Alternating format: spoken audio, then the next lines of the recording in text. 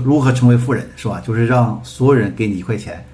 那么中国14亿人对吧？现在谁做到了呢？我看咱们的走面姐做到了对吧？他总共现在搞了20多个亿的，现在是剩了10个亿左右的还没花出去，还没洗出来啊。其他的钱花了之后的话呢，大概确实能做到，基本上每个人给了他1块钱。怎么来实现的？4个步骤：一哭二跪啊，这个3敬礼，这是3板斧。另外玩流量洗出来，一个流程下来，基本上就是实现了，是吧？每人给他1块钱，特别棒啊！就是我们要佩服这点，就是还是符合规则的，就是大家不管怎么看，看不惯看得惯，是不是啊？你不管是说呢生不生气，是不是？有可能就是说，因为呢阅卷人都是一盘散沙嘛，毕竟是说呢10几万人也好，100来万人也好，是不是啊？这都是一个一个的个体的话是没有什么力量的。民不举，官不究，是不是？不是说呢有事儿就去查，有事儿就查的话呢，中国早就没有那些事儿了，基本上干瞪眼干瞅着。左面姐，你真行啊，没有你不敢干的事儿，是吧？你为了把这个管理费降到10%以下的话，你把很多的费用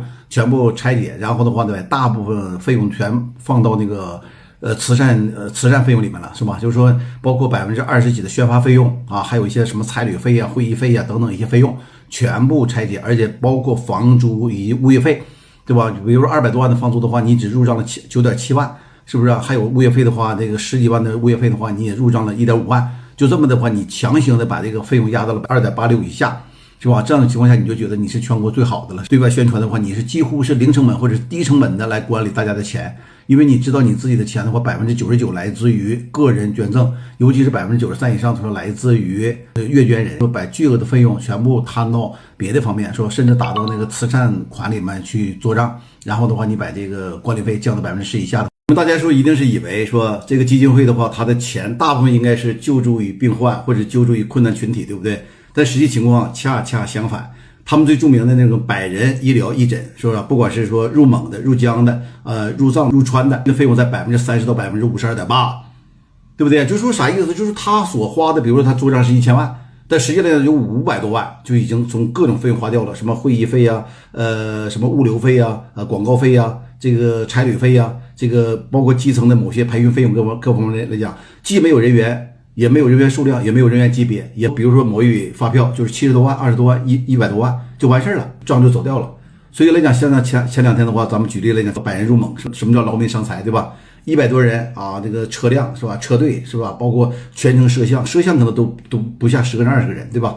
包括到各地方的话，那种折腾，所有的一些，比如说他的很多人说来了，即使参与了，也就是免挂号费嘛，对吧？来义诊嘛，对吧？检查做的肯定不全嘛，因为设备不够嘛。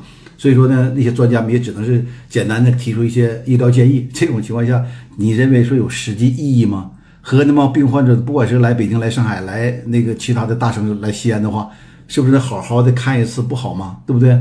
所以说这种东西来讲，关键是费用太高了，他们把说很多不好做账的费用全打到这种费用里了。大家明白了吗？说为什么他们常年能够号称是2.86%的管理费用，他很多费用都打到各种活动里了，知道吗？这个特别巧妙，而且但是来讲的挺坑人。你就知道为什么很多所谓的受救助的地区或者是机构没有出来为他说话吧？因为他拿到的东西根本都不符合。比如说他做到一个4000万的一个慈善项目，对吧？你当地如果是只拿到1000万的东西，他会说来帮他扛4000万的雷吗？给他站4000万的台吗？不可能，对吧？否则的话，他当地就炸了，就开始找他麻烦了，对不对？所以大家都眯着。为什么现在这么多人都没有吱声？如果是全国人民的话都知道这个基金会的做法的话，可能我估计肺子都要气炸了，知道吧？就是说在他的整个这个采购的过程当中的话，就是跟他们配合的全是这种小微企业，都是注册2-3个人的啊，都是说近几年注册的，然后几乎没有什么经营的，也没有什么交社保的。9个供应商好像有8个是这种情况啊，大家审计报告里都有写。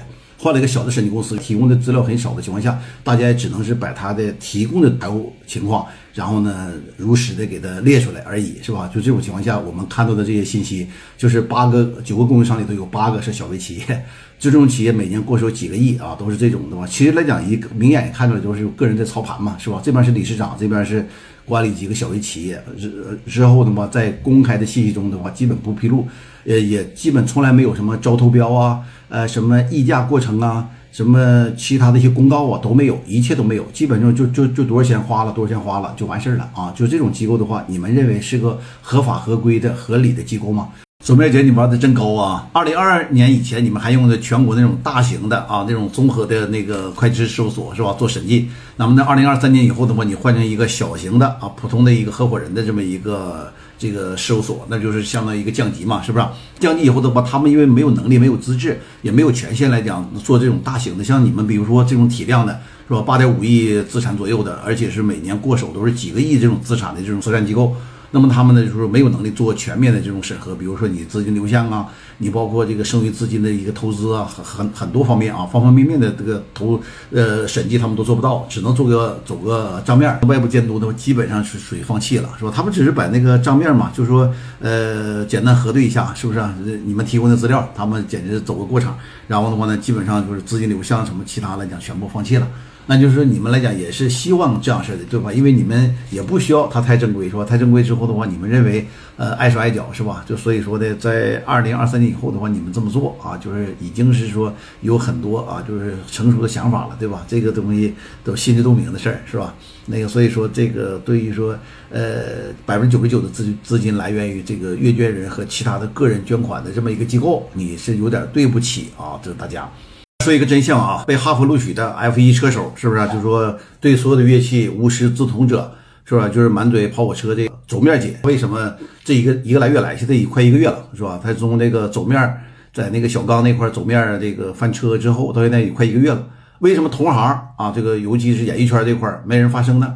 不管是大牌的、小牌的，还有跟他原来出过事的一些，为什么没有发生，是吧？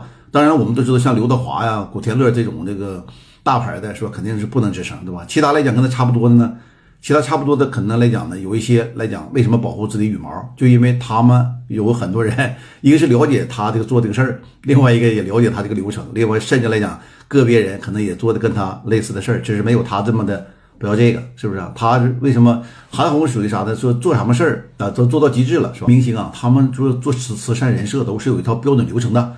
你看咱就是说看这个咱走面姐她这个3步的话是相当有讲究的。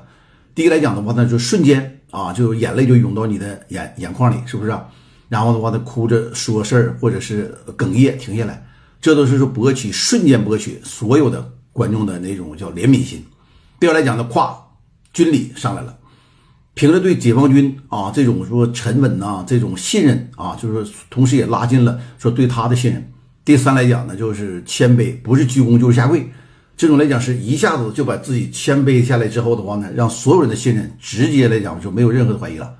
所以这3步下来之后的话，就已经收获99%以上了。按专业团队360度无死角的拍摄，以及剪成各种贴片，铺天盖地全网铺开的时候，基本上就是你不管是学生打工者社会精英你是个别的个乡村干部总的来讲，所有人看到这类的画面以后的话，就是说累积到一定程度，就会感觉到瞬间想到什么，他就是一个真心做慈善的慈善人，就已经形成这固有的概念了。所以这么多年，你看没有人去查他，或者没有人去怀疑他，对不对？只是在后来他自己玩线了。那么这种情况下呢，我们就是说呢，他为什么能够说出那么多惊人的话语？咱现在一听跟精神病似的。但是人家当时为什么说那么平和那么自然呢？因为到一定高度的时候人都会膨胀的，这是人性，改变不了。他也是一样，说平时来讲说很雷人的话，甚至来讲觉得正常人觉得不可思议的话，他为什么能说的那么自然？就因为他也没当你屏幕外头那个对面那个人是个正常人，说他就是随便溜达，他不用负责任。为啥呢？他知道你没啥独立思考能力，你都能把钱都给我了，我就知道你这个啥素质啥水平，明白这意思吧？所以说呢，这就是人家真的收割老百姓的3板斧，加上人家最后来讲，实际他做的还是收割流量和利益，你知道吧？这块是人家真正的是本行是这个，目的也是这个，是不是人做的非常优秀？所以说咱就说这个事儿，咱别说对不对，但是人这个事儿的流程干的特别规范就是你看从来不落，就是常年10几年20来年一直坚持说在人设这块就攥得很紧，对不对？人设攥得很紧，钱搞得很明白，是不是？